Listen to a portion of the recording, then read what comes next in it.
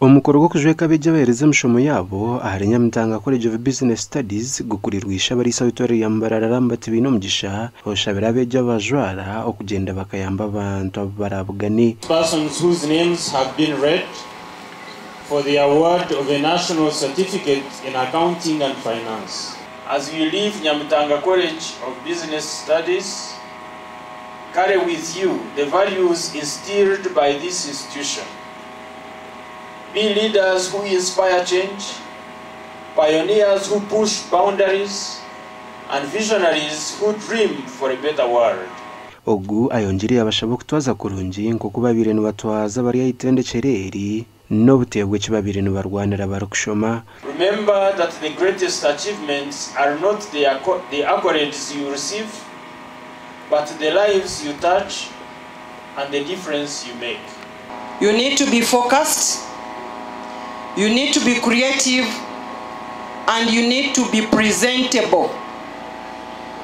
For me, I normally tell people, there is one time I refused to give someone a job because when we invited him for an interview, he came on sandals. For me as a person, because that your presentation is part of you. Umubutumwa bwe Paul Trambre or principal witende chereri asemera abazira abo kutorana Nyamtanga College kandi yashaba bejo kweyongera yahiguru.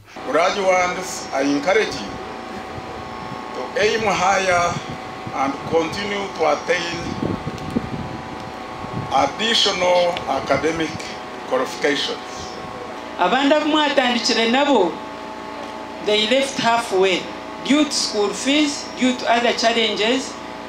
Konkimwe musime ruhango muringo go mutano kureba ngo mwakayizoberi mwashoma Mwenyoni isima bazire banje tatana mawe abasize kumbera ho muri intero yona bakanshomesa ngika abirunzi nkebe abazire nabashaka abana banyumbateka n'umutima umwana yakushabe eco cyumuhereze kandi isima ruhanga obase kumpya izoberi isima bazire banje abase kumpa school fees banga ni mabe bitanguhikonka bwemba bazaruhanga ababasise. Umukoro go kujweka bejo gubire guri gumurundo gwi 18 aho habejo bakugucira mu mashomo ka journalism, secretarial, accountancy na gandi aharurengo rwa certificate hamwe na diploma ahabwa TV West and Aidan Bataringaya.